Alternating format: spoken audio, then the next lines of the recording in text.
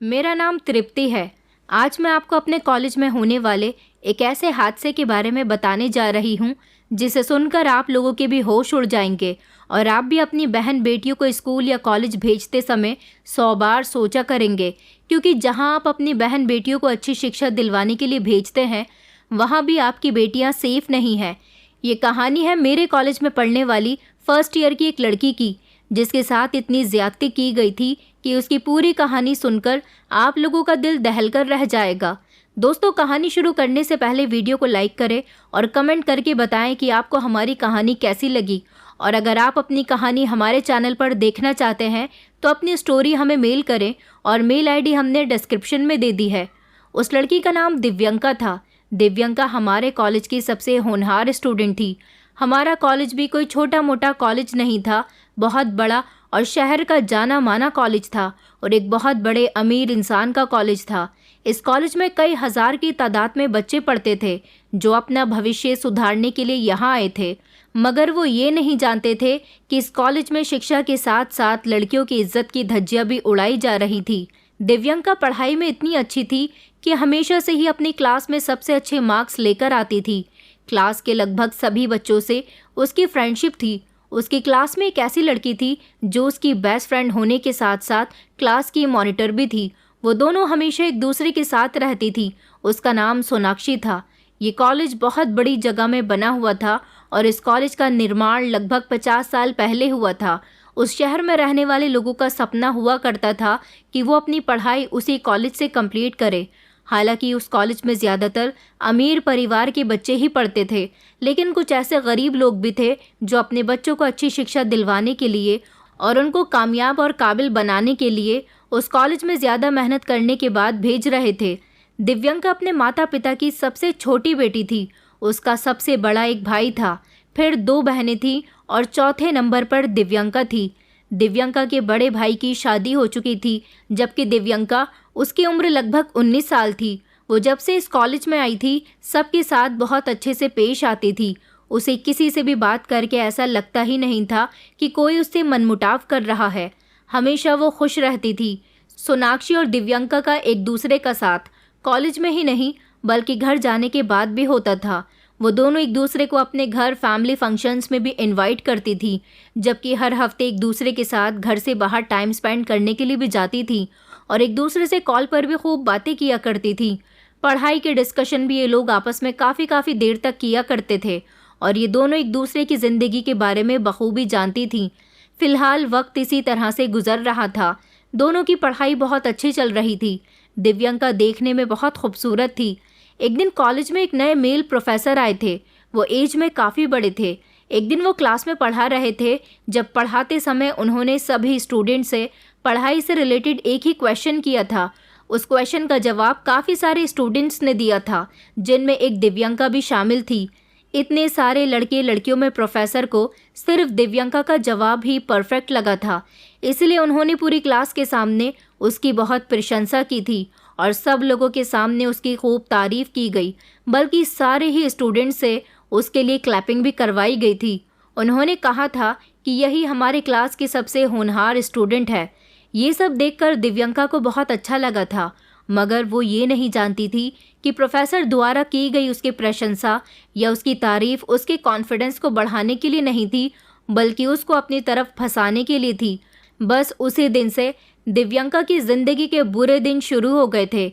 वो ये नहीं जानती थी कि अब उसकी ज़िंदगी में कितना बड़ा भूचाल आने वाला है। उसके चेहरे की मुस्कुराहट छिनने वाली है। उस दिन तो बहुत खुश होने की वजह से वो अपने घर वापस आ गई थी और उसने खुशी खुशी अपनी फैमिली के साथ भी ये बात शेयर की थी कि वो जवान लड़की थी, बेहद खूबसूरत थी और फिर इतनी इंटेलिजेंट भी थी। इसीलिए उसे ऐसा लगता था जैसे वो हर काम में परफेक्ट थी। अब हर दिन इसी तरह से पूरी क्लास में प्रोफेसर दिव्यंका की तारीफ करते रहते थे। कई बार तो ऐसा हुआ था कि उन्होंने दिव्यंका को अकेले में भी बात करने के लिए बुलाया था। वो ये बात कभी समझ न सकी थी कि आखिर प्रोफेसर उस पर इतने मेहरबान क्यों हो रहे हैं।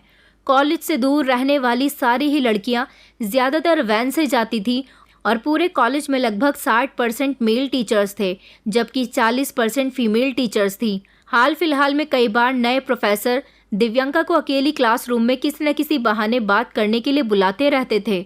ये बात एक दिन बातों ही बातों में दिव्यांका ने जब सोनाक्षी से कही तो सोनाक्षी ने उस प्रोफेसर से अकेले में ना मिलने की एडवाइस दी, मगर वो कहने लगी कि मुझे सर पढ़ाई से रिलेटेड बातें ही समझाने के लिए बुलाते हैं। सर तो बहुत अच्छे हैं, मुझे सर पर पूरा विश्वास है, मैं सर के बारे में कभी कुछ गलत नहीं सोच सकती। सोनाक्षी ने दिव्यांका को समझाया था कि मैं मानती हूँ कि शुक्ला सर अच्छे हैं, मगर सोचो ज़रा कि वो तुम्हें अकेले में ही क्यों बुलाते हैं। मुझे ये सब कुछ ठीक नहीं लगता। तुम सर को बोल देना, उन्हें जब भी तुमसे बात करनी हो वो क्लासरूम में ही तुमसे बात किया करें। दिव्यांका उसकी बात को अच्छी तरह से समझ गई थी। एक हफ्ते के बाद जब दिव्यांका को प्रोफेसर ने क्लास के किसी पर्सनल काम के लिए अकेले में बात करने के लिए बुलाया तो दिव्यांका ने उन्हें साफ इनकार कर दिया था और कहा था कि सर, आपको जो भी बात करनी है यह मुझसे सबके सामने करें, मैं आपसे अकेले में मीटिंग नहीं कर सकती। शायद प्रोफेसर शुक्ला के ईगो पर उस समय ठेस पहुंची थी, इसीलिए उन्हें दिव्यांका की बात पर बहुत गुस्सा आया था। उन्होंने उस समय दिव्यांका के साथ बहुत अच्छा बिहेव किया था, उससे कुछ भी नहीं कहा था। प्रोफेसर शुक्ला के कॉलेज में काफ़ी सारे दोस्त भी थे, वो भी अलग अलग सब्जेक्ट के प्रोफेसर थे। उन लोगों के साथ प्रोफेसर शुक्ला की अच्छी फ्रेंडशिप थी। वो फ्री टाइम में ज़्यादातर अपने दोस्तों के साथ हंसी मजाक करते रहते थे। कई दिन इसी तरह से गुजर गए थे। प्रोफेसर शुक्ला ने दिव्यांका पर नज़र रखनी शुरू कर दी थी। अब वो उससे रिलेटेड सारी इन्फॉर्मेशन इकट्ठी करने में लगे रहते थे। प्रोफेसर शुक्ला को पता चला कि दिव्यांका भी वैन से अपने घर जाती है। सारी लड़कियां एक साथ वैन में बैठती हैं और दिव्यांका भी उनके साथ साथ ही वैन में बैठ जाती है। प्रोफेसर शुक्ला ने दिव्यांका की वैन के ड्राइवर और कॉलेज के अपने मेल प्रोफेसर दोस्त और गार्ड के साथ मिलकर एक बहुत बड़ा प्लान बनाया था। आखिरकार वो मर्द थे और आसानी से प्रोफेसर शुक्ला की बातों में आ सकते थे। अगर उन लोगों को किसी खूबसूरत लड़की की इज्जत के साथ खेलने का मौका मिलता तो वो ये मौका कैसे छोड़ सकते थे। उन्होंने प्लान बनाया कि वो किसी दिन दिव्यांका की इज्जत के साथ खिलवाड़ करेंगे। ये सब उन्होंने बड़ी ही प्लानिंग के तहत किया था। इसलिए अपने प्लान पर कामयाब होने के लिए न जाने वो कितने समय से काम कर रहे थे और अब फाइनली वो दिन भी आ गया था जब वो लोग दिव्यांका को अपने जाल में फंसाने वाले थे। बेसमेंट में क्लासेस चालू होते समय ज़्यादातर कोई नहीं जाता था क्योंकि वहाँ पर कॉलेज का फालतू फर्नीचर रखा हुआ था और कुछ आलतू फालतू सामान भी मौजूद था। उस दिन प्रोफेसर अपने क्लास में पढ़ाने के बाद बेसमेंट में जाकर बैठ गए थे। उन्होंने अपना मोबाइल निकाला और वैन ड्राइवर को कॉल करके बुला लिया था, जबकि प्रोफेसर के तीनों दोस्त भी अपनी अपनी क्लास निपटाने के बाद जल्दी से बेसमेंट में आकर बैठ गए थे। ये सब जो वो करने जा रहे थे वो बहुत गलत था। उनके प्लान के बारे में किसी को पता न चल जाए, इसीलिए वो लोग बड़ी ही खामोशी से अपने प्लान को अंजाम दे रहे थे और आज दिव्यांका के साथ बहुत गलत करने वाले थे। उस समय हम सब लोग अपनी अपनी क्लासेस में बैठे दूसरे सब्जेक्ट की पढ़ाई कर रहे थे। तभी अचानक क्लास के अंदर एक स्टूडेंट आता है और वो दिव्यांका से कहता है कि दिव्यांका को प्रोफेसर शुक्ला ने किसी काम के लिए बुलाया है, उसे क्लास के बाहर जाने की परमिशन दे दी जाती है। इस तरह दिव्यांका अपने क्लास से निकलकर जैसे ही बाहर आती है, प्रोफेसर शुक्ला उसे बातों ही बातों में अपने साथ लेकर बेसमेंट में चले जाते हैं और उसे किसी प्रोजेक्ट के बारे में समझाने लगते हैं। दिव्यांका को ये समझ नहीं आई कि प्रोफेसर शुक्ला का बेसमेंट में प्रोजेक्ट समझाने का क्या मतलब था। वो बेचारी भोली भाली बिना कुछ सोचे समझे ही उनकी बातों में आ गई। प्रोफेसर शुक्ला ने अब उसे जाने के लिए कहा था।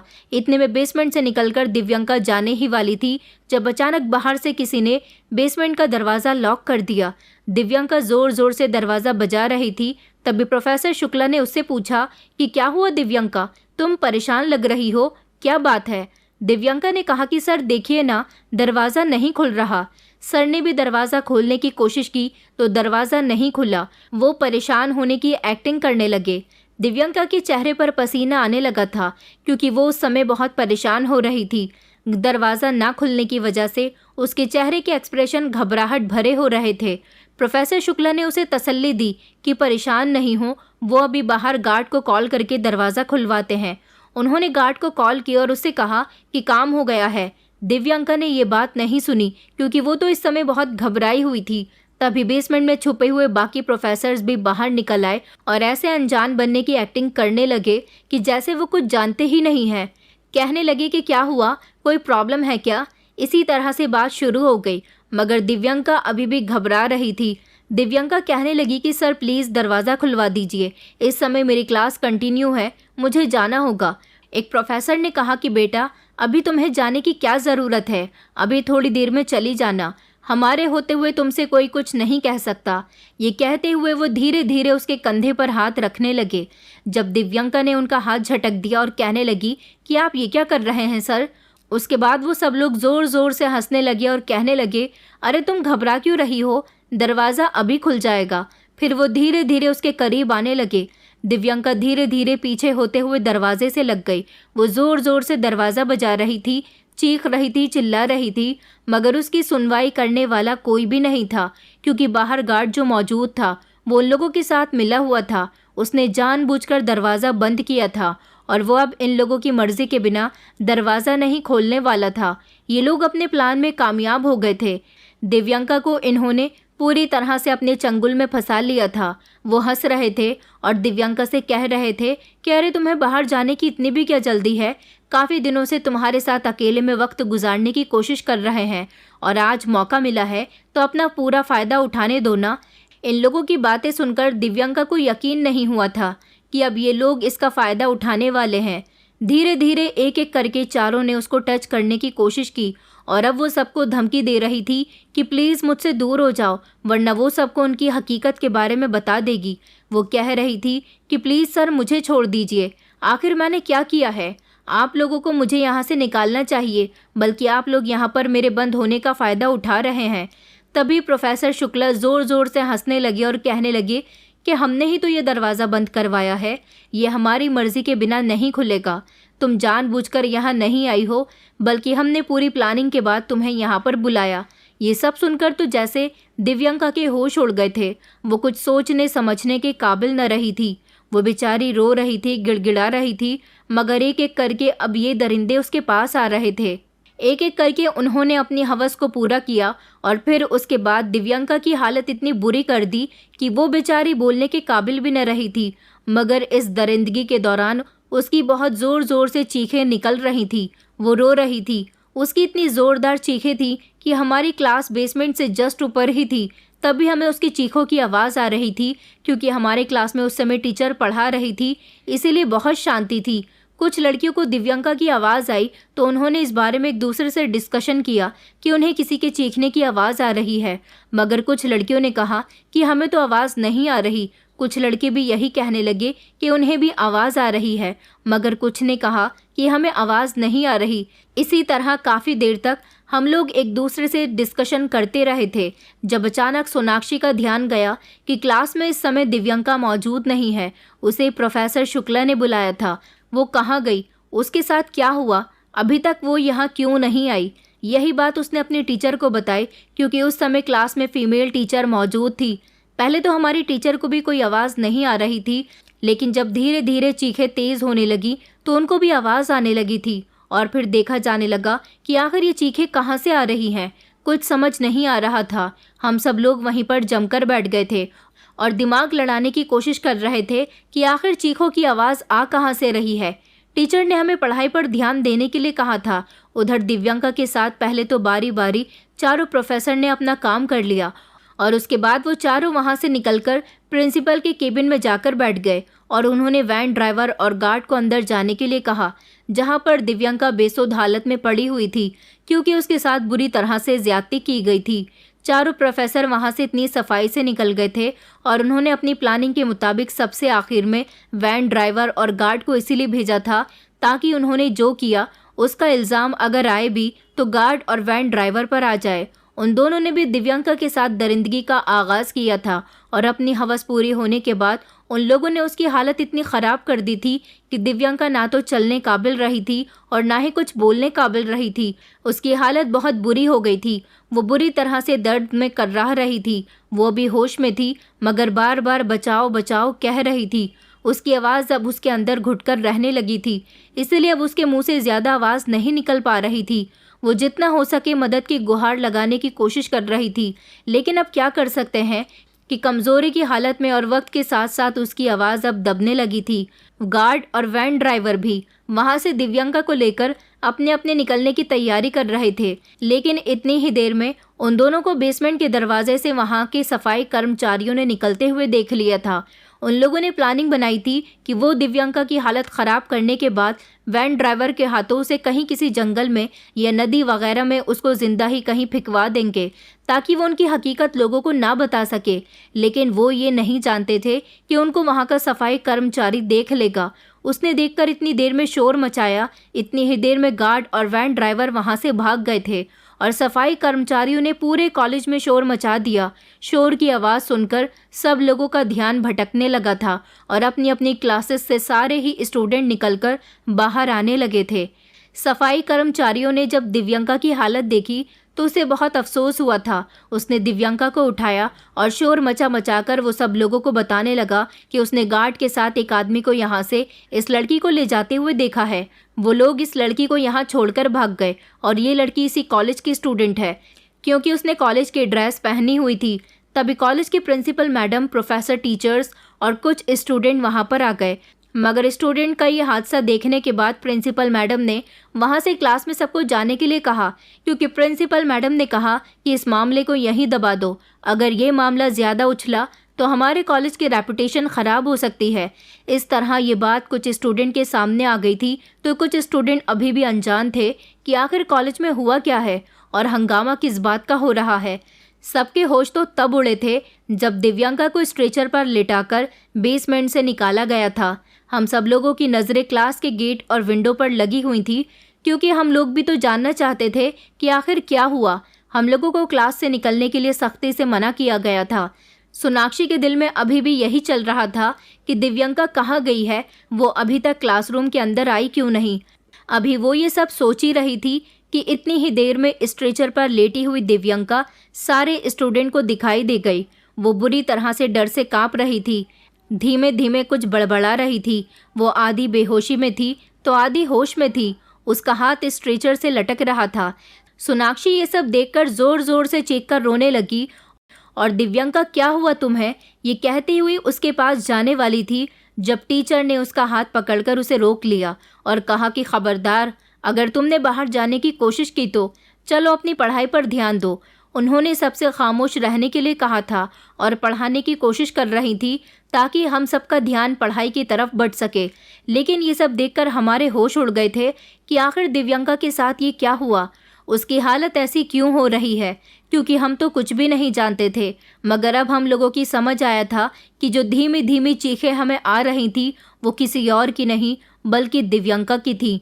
मगर वो क्यों चीख रही थी? उसकी तबीयत ख़राब हो गई थी, वो बेहोश हो गई थी, या किसी ने उसके साथ कुछ गलत किया? ये सारे सवाल हमारे दिमाग में घूम रहे थे। दिव्यांका को अस्पताल में एडमिट करवाया गया था। उस दिन कॉलेज की जल्दी छुट्टी कर दी गई थी और सारे ही स्टूडेंट से जल्दी जल्दी कॉलेज से बाहर निकलने के लिए कहा गया था, क्योंकि किसी भी तरीके से प्रिंसिपल मैडम को कॉलेज खाली चाहिए था। वो नहीं चाहती थी कि कॉलेज में किसी भी तरह का हंगामा हो। हम सब लोग अपने घर आ गए थे। सोनाक्षी जो अपने घर आई थी और उसके दिमाग में अभी भी यही था कि दिव्यांका के साथ आखिर हुआ क्या।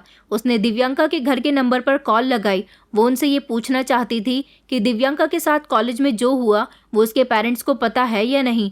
मगर कॉल करने के बाद दिव्यांका के पेरेंट्स ने बताया कि उन्हें सब कुछ पता है। सोनाक्षी भागती हुई अस्पताल गई। उसने अपनी मम्मी को भी ये सब बता दिया था। वो जब अपनी मम्मी के साथ अस्पताल पहुंची तो ये देखकर उसके होश उड़ गए कि अस्पताल में दिव्यांका का पूरा ही परिवार है और वो लोग बुरी तरह से रो रहे हैं।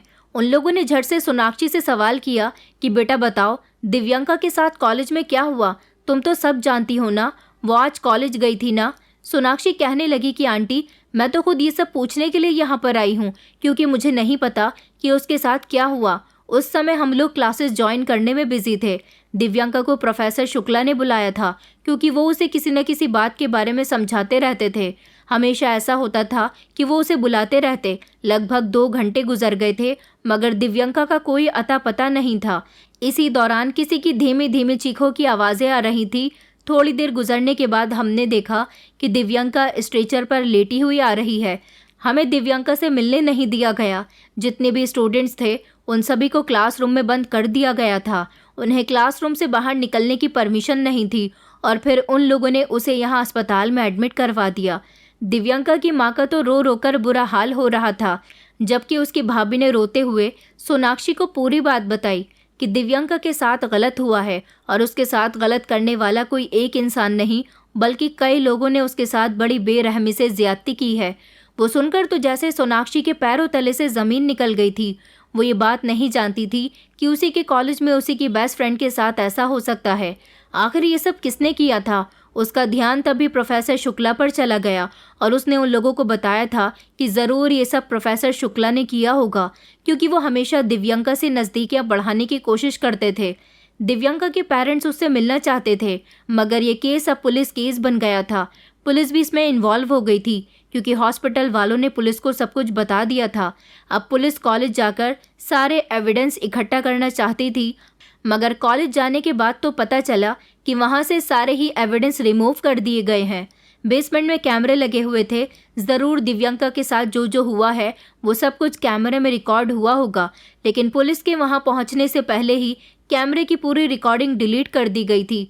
वहाँ के कैमरे को बंद कर दिया गया था। सारे स्टूडेंट अपने अपने घर चले गए थे।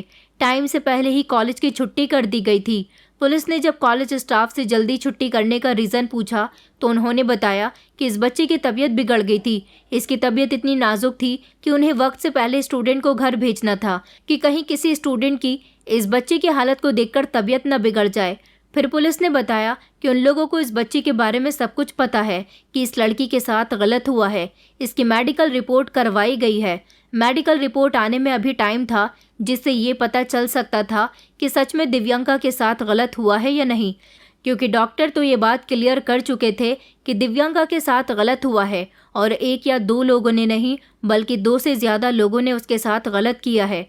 कॉलेज की रेपुटेशन ख़राब ना हो, इसलिए वहाँ के पूरे स्टाफ ने मिलकर ऐसी शातिर प्लानिंग बनाई थी कि कोई भी अपना मुंह खोलने के लिए तैयार नहीं था। वो सफाई कर्मचारी जिसने वैन ड्राइवर और गार्ड को वहाँ से भागते हुए देखा था, वो भी अपना मुंह खोलने के लिए तैयार नहीं था। जो जो इस केस का चश्मदीद गवाह था, उसको खामोश कराने की पूरी कोशिश की गई थी।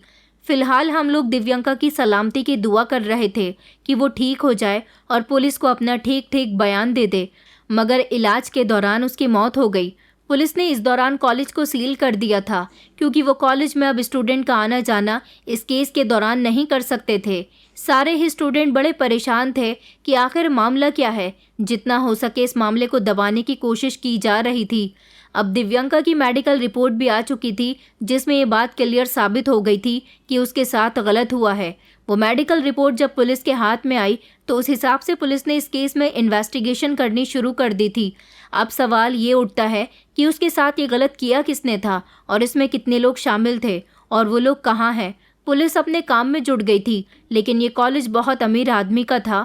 वो हर तरह से इस केस को दबाने की कोशिश कर रहा था। उसने पुलिस वालों को भी खरीद लिया था और इस तरह पुलिस खामोश होकर बैठ गई। दिव्यांका के पेरेंट्स इस बात पर आवाज़ उठाते तो उन लोगों को भी फ़ोन कॉल्स के ज़रिए धमकी दी गई थी कि हम आप लोगों का जीना दुश्वार कर देंगे अगर आपने अपनी बेटी की कोई भी बात किसी को बताने की कोशिश की या हमारे खिलाफ जाने की कोशिश की, क्योंकि कॉलेज के जितने भी professor, teachers, board of director, principal, manager सभी ही लोग अमीर थे, इसलिए उनका कोई भी कुछ नहीं बिगाड़ सकता था। दिव्यांका के पेरेंट्स और उसकी पूरी फैमिली खामोश होकर बैठ गई थी। लेकिन जब कॉलेज के कुछ चश्मदीद गवाह स्टूडेंट जिन्होंने दिव्यांका की हालत को खुद अपनी आंखों से देखा था, तो उन्होंने इस बात पर आवाज़ उठाई कि दिव्यांका के केस को बंद क्यों किया गया है। दिव्यांका के मुजरिमों को सज़ा मिलनी चाहिए। आखिरकार वो सारे स्टूडेंट भी उसी कॉलेज में पढ़ते हैं। कल को अगर उनमें से किसी के साथ ये सब कुछ होता है तो फिर उनके साथ हुए हादसे को भी इसी तरह से छुपा दिया जाएगा। कॉलेज में हज़ारों की तादाद में स्टूडेंट हैं। सारे ही स्टूडेंट ने एक एक करके प्रोटेस्ट करना शुरू कर दिया। सोनाक्षी जो दिव्यांका की दोस्त थी और अब वो भी ये सब कुछ जान गई थी, वो पुलिस को अपना ये बयान देना चाहती थी कि प्रोफेसर शुक्ला ने उसे उस दिन बात करने के लिए बुलाया था। उसके बाद से ही उसकी हालत ऐसी हुई थी। मगर जब उसने प्रोटेस्ट किया और पुलिस को अपना बयान दिया तो पुलिस ने उसके बयान पर कोई ख़ास रिएक्शन नहीं लिया। सोनाक्षी ने प्रोटेस्ट करना शुरू कर दिया। जब कॉलेज की प्रिंसिपल को पता चला कि प्रोटेस्ट में सबसे आगे सोनाक्षी है, जो कि दिव्यंका की बेस्ट फ्रेंड हुआ करती थी, तो सोनाक्षी को फ़ोन पर धमकी भरे कॉल्स आने लगे। एक कॉल जो खुद प्रिंसिपल मैडम ने उसे किया था और वो उससे बात करते समय कह रही थी कि तुम हमारे कॉलेज को बेवजह बदनाम कर रही हो, तुम अच्छा नहीं कर रही हो, तुम्हारा फ्यूचर बर्बाद हो जाएगा। अगर तुमने हमारे कॉलेज को बदनाम करने की कोशिश की तो तुम्हें हमारे कॉलेज में क्या, तुम्हें कहीं भी एडमिशन नहीं मिलेगा। हम तुम्हारे घर आना चाहते हैं, तुम्हारे पेरेंट्स से बात करना चाहते हैं, तुम्हारे पेरेंट्स को तुम्हारे फ्यूचर के थ्रू समझाना चाहते हैं कि वो बच्ची मर चुकी है और उसके साथ कुछ गलत नहीं हुआ। वो पहले से ही कैरेक्टरलेस थी। कॉलेज के मेल टीचर्स पर उसकी हमेशा नियत रहती थी, उन पर वो अपनी गंदी नज़र रखती थी, उनको अपनी बातों में अपनी खूबसूरत अदाओं में फंसाने की कोशिश करती थी। वो लोग उसकी बातों में नहीं आए तो उसने उन पर इल्ज़ाम लगाने के लिए ये सब कुछ किया। तभी सोनाक्षी ने कहा कि मगर मैडम, उसकी जैसी हालत हमने देखी है, वो तो झूठी नहीं हो सकती। उन्होंने कहा कि उसकी हालत किसी और ने ऐसी की है, वो शख्स हमारे कॉलेज से रिलेटेड नहीं है, इसीलिए हमारे कॉलेज को बदनाम ना किया जाए। उसकी तबीयत पहले ही ख़राब हो रही थी और वो इस दौरान कॉलेज आई। उसकी तबीयत बेसमेंट में जाने के बाद बिगड़ी और वो बेहोश हो गई और फिर उसे स्ट्रेचर पर लिटाकर अस्पताल में एडमिट कर दिया गया। तुम ज़्यादा इस मामले में घुसने की कोशिश ना करो तो बेहतर होगा, इससे पहले तुम्हारा फ्यूचर बर्बाद हो जाए। तुम अपना फ्यूचर देखो और अपनी पढ़ाई पर ध्यान दो। ये केस बंद हो चुका है। अगर तुम लोग प्रोटेस्ट ना करो तो कॉलेज में शांति फैली रहेगी और पढ़ाई भी दोबारा से शुरू हो जाएगी। दिव्यंका ने उस समय प्रिंसिपल मैडम की कॉल कट कर दी थी और उनकी कॉल रिकॉर्डिंग वायरल कर दी थी, जिसे कॉलेज के सारे ही स्टूडेंट्स ने सुना था। ये सब सुनकर तो कॉलेज के सारे ही स्टूडेंट्स आग बबूला हो गए। उन सबको बहुत गुस्सा आया कि दिव्यंका के साथ गलत हुआ। हालांकि प्रिंसिपल मैडम का कहना ये भी था कि दिव्यंका की तबीयत ख़राब थी और इसी दौरान वो कॉलेज आई थी। बेसमेंट में उसकी तबीयत बिगड़ी, इसीलिए वो बेहोश हो गई। यही वजह थी कि उसे स्ट्रेचर पर ले जाया गया। लेकिन दिव्यंका की तो कोई तबीयत ख़राब ही नहीं थी। उन्होंने ये बात साफ जाहिर की कि उसकी तबीयत ख़राब थी। पिछले 2 दिन पहले भी वो कॉलेज नहीं आई थी, उसने छुट्टी की थी। इससे साफ जाहिर होता है कि उसने तबीयत ख़राब के लिए ही अपनी छुट्टी की थी। ये सारी मनगढ़ंत बातें ये लोग अपने पास से बना रहे थे। सोनाक्षी, जो कि दिव्यंका की हर छोटी से छोटी और बड़ी से बड़ी बात जानती थी, इसलिए वो ये बात मानने के लिए तैयार ही नहीं थी कि उसके साथ ये सब कुछ पहले हो चुका है और कॉलेज आने के बाद ये सब होना एक इत्तेफाक था। कॉलेज में जितने भी सबूत थे वो सारे सबूत तो वहाँ के स्टाफ ने डिलीट कर दिए थे ताकि उनके कॉलेज की बदनामी ना हो, मगर स्टूडेंट खामोश होने वाले नहीं थे। उन्होंने अपनी आंखों से देखा था कि दिव्यंका की कैसी हालत थी। वो सुबह के टाइम बिल्कुल ठीक कॉलेज में आई थी, मगर इतने सारे स्टूडेंट की आवाज़ को दबाने की कोशिश की गई। सारे ही स्टूडेंट्स ने मिलकर प्रोटेस्ट किया। हज़ारों की तादाद में स्टूडेंट सड़कों पर उतर आए थे। सबसे पहले सोनाक्षी की आवाज़ उठाने की वजह से दिव्यंका के पूरे क्लास को रस्टिकेट कर दिया गया और ना जाने ऐसे कितने स्टूडेंट थे जिनका नाम कॉलेज से काट दिया गया था। इस बात पर स्टूडेंट और ज़्यादा भड़क रहे थे कि पुलिस ने दिव्यंका का साथ क्यों छोड़ा। पुलिस को उसे इंसाफ दिलाना चाहिए था। हमारा कानून भी हमारा साथ वहाँ पर नहीं देता जहाँ पर अमीर लोग उन्हें पैसे खिलाकर खामोश करवा देते हैं। सफाई कर्मचारी को तो पूरी तरह से खामोश कर दिया गया था, जो ये बात अच्छी तरह से जानता था कि उसने 2 लोगों को देखा था। पुलिस भी ये बात जानती थी कि दिव्यंका के साथ गलत हुआ है। हर कोई खामोश था। तभी तो कॉलेज के सारे ही स्टूडेंट का गुस्सा बढ़ गया था। सोशल मीडिया पर भी ये केस खूब वायरल हुआ। प्रोटेस्ट करने के दौरान एक लड़की की गर्मी की वजह से बहुत ज़्यादा तबीयत बिगड़ गई। उसे अस्पताल में एडमिट करवाया गया तो कुछ लोगों ने उसका वीडियो बना लिया और आम कर दिया कि यही वो लड़की है जिसके साथ गलत हुआ है। जैसे भी सही, मगर कॉलेज मैनेजमेंट ने जितनी भी कोशिश कर ली हो उनकी बदनामी ना हो, लेकिन उन लोगों की काफ़ी बदनामी हो रही थी। बस फ़र्क इतना था कि दिव्यंका को इंसाफ नहीं मिल रहा था। काफ़ी समय तक तो उसके घर वाले भी खामोश रहे, लेकिन जब उन्होंने देखा कि हज़ारों की तादाद में कॉलेज के स्टूडेंट उनकी बेटी के लिए प्रोटेस्ट कर रहे हैं, तब उन्होंने भी आवाज़ उठाई थी और वो लोग भी इस प्रोटेस्ट में शामिल हुए थे। इस प्रोटेस्ट को रोकने के लिए हर स्टूडेंट को धमकी दी गई थी कि वो लोग ये प्रोटेस्ट बंद कर दें वरना अच्छा नहीं होगा। कॉलेज की तो अच्छी खासी बदनामी हो चुकी थी और वैसे भी इतना सब कुछ हो जाने के बाद कौन चाहेगा कि इस कॉलेज में दोबारा से पढ़ाई स्टार्ट करे। सारे स्टूडेंट एकजुट होकर दिव्यंका को इंसाफ दिलाने की कोशिश कर रहे थे। उनकी आवाज़ों को लगातार दबाया जा रहा था, उनके साथ मारपीट की जा रही थी। पुलिस को उन पर लाठीचार्ज करने का हुक्म दे दिया गया था। उसमें अगर जवान लड़के मौजूद थे तो जवान लड़कियां भी मौजूद थी। उनके साथ सबके सामने मारपीट की जा रही थी। हमारा कानून कुछ नहीं कर रहा था, बल्कि और इंसाफ दिलाने वाले लोगों को रोकने की कोशिश कर रहा था। और फिर कुछ दिनों के बाद ही सही, मगर ना जाने कहां से ये बात सामने आ गई थी कि सफाई कर्मचारी ने अपना पुलिस को बयान दे दिया। उसने ये बात बता दी कि उसने कॉलेज के गार्ड को और एक और आदमी को देखा था, उसे बेसमेंट से भागते हुए। उस दूसरे आदमी के बारे में भी पता चल गया था कि वो वैन ड्राइवर था, और वो ड्राइवर दिव्यंका का वैन ड्राइवर था। मगर इसमें कॉलेज के कुछ टीचर्स भी मौजूद थे। ये बात अभी खुलकर सामने नहीं आ रही थी। कॉलेज मैनेजमेंट ने अपने बयान में ये बात कही थी कि गार्ड एक हफ्ते से छुट्टी पर था, वो अपने गांव गया हुआ था, उसकी ज़मीनों की कुछ प्रॉब्लम चल रही थी। इस दौरान कॉलेज में गार्ड मौजूद ही नहीं था, तो फिर वो ऐसा कैसे कर सकता है। रही वैन ड्राइवर की बात, तो वैन ड्राइवर के साथ भी इस लड़की का अफेयर चल रहा था। वैन ड्राइवर को भी गायब कर दिया गया था। आखिरकार कॉलेज मैनेजमेंट इस केस से रिलेटेड कितने आरोपियों को छुपाने की कोशिश करेगा। एक न एक दिन सच दुनिया के सामने आना ही है, लेकिन वो लोग भी अपनी जी तोड़ कोशिश कर रहे हैं कि अपने आरोपियों को दुनिया के सामने ना आने दें। अगर वो लोग आरोपियों को जानते हैं, अगर वो उन आरोपियों को जानते हैं, तो उन्हें उन आरोपियों को दुनिया के सामने लाना चाहिए। आखिरकार उन्हें ये सोचना चाहिए कि जैसा दिव्यंका के साथ हुआ, ऐसा उनकी बहन बेटी के साथ ना हो, और उन्हें आरोपियों को छुपाने की कोशिश नहीं करनी चाहिए, बल्कि सब लोगों के सामने आरोपियों को लेकर आना चाहिए। उन्हें पुलिस के हवाले कर देना चाहिए। पुलिस उन्हें जो चाहे सज़ा दे। दुनिया वालों को पता चले कि एक कॉलेज ऐसा है जहां पर एक लड़की के साथ गलत किया गया, तो वहां के कॉलेज मैनेजमेंट ने आरोपियों को इतनी कड़ी सज़ा दी कि दोबारा से कोई भी आरोपी किसी भी लड़की के साथ ऐसा गलत ना करे, और हमारे कॉलेज में सारी ही लड़कियां सेफ रहेंगी। इस तरह लड़कियों को प्रोटेक्शन मिलेगा, हिम्मत मिलेगी, और पेरेंट्स भी इस बात से बेफिक्र रहेंगे कि हमारी बेटियों को कॉलेज में उनके साथ कभी कुछ गलत नहीं हो सकता। ऐसा करके तो कॉलेज मैनेजमेंट अपना और ज़्यादा नुकसान कर रही थी।